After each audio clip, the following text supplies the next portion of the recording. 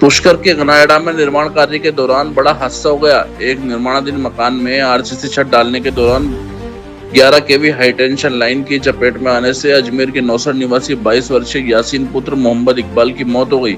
जानकारी के अनुसार गनायड़ा में एक मकान पर आरसीसी का काम चल रहा था। आरोप है कि काम शुरू होने से पहले मजदूरों ने मकान के ऊपर से गुजर रही बिजली लाइन और सुरक्षा उपकरणों की कमी को लेकर ठेकेदार नरेंद्र और मकान मालिक भूपेंद्र नाग को आपत्ति जताई थी। इसके बावजूद बिजली लाइन बंद नहीं करवाई गई और सुरक्षा सामग्री भी उपलब्ध नहीं करवाई गई।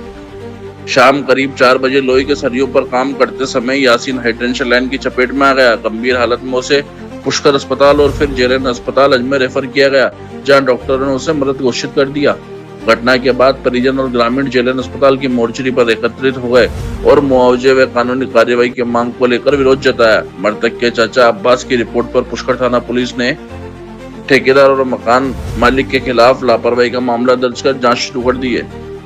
कल शाम की 4 बजे की गनायड़ा में कोई बिल्डिंग कंस्ट्रक्शन का काम चल रहा था, तो नया नौजवान यासीन 22 साल की उम्र है, 1.5 साल का उसका छोटा बच्चा है। वो मजदूरी के लिए गया था, तो ऊपर की छत और बिजली के तार उससे ऊपर से छत के ऊपर से निकल रहे थे, तो उन्होंने ऊपर काम करने से मना किया कि ऊपर हम बिजली का करंट है, हम काम नहीं करेंगे। तो ठेकेदार और मकान मालिक ने कहा कि हम लाइट बंद करवा देंगे जब आप काम करोगे, और कुछ आपकी सेफ्टी के लिए ग्लव्स वगैरह भी उपलब्ध कराएंगे। लेकिन ये दोनों चीज़ उन्होंने उपलब्ध नहीं करवाई और लापरवाही से उसको बच्चे को चढ़ा दिया मना करने के बाद भी। वो करंट लग गया, करंट आने से उसकी मृत्यु हो गई।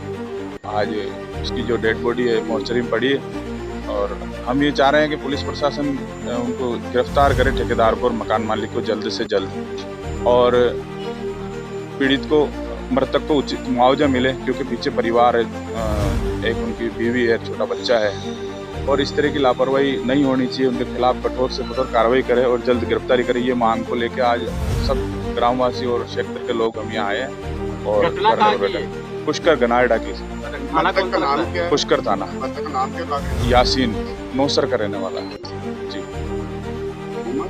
उम्र 22 साल है। वाजिद खान जीता।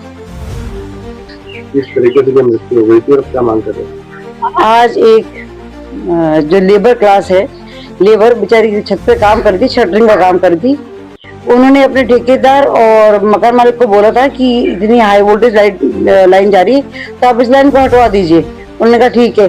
गलती से सरिया उस लाइन से मिला और उसके करंट आया। 10 और लेबर काम करती, अभी एक की जान गई, उन 10 पे कुछ होता तो क्या करते। उसके बाद ऑन द स्पॉट डेथ हो गई। तो ठेकेदार गायब, मकान मालिक गायब, उसका भी परिवार है, एक छोटा बच्चा है, पिताजी एक सिंपल चाय की ठड़ी लगाते हैं।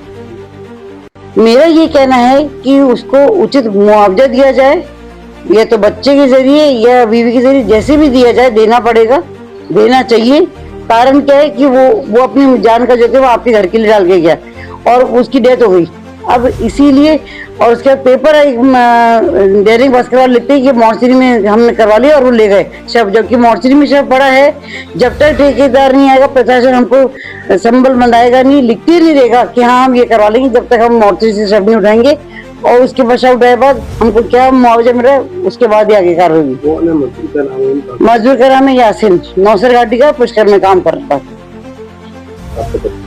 मेरा परिचय, मैं Priyanka Chaudhary, state vice president Mahila Congress.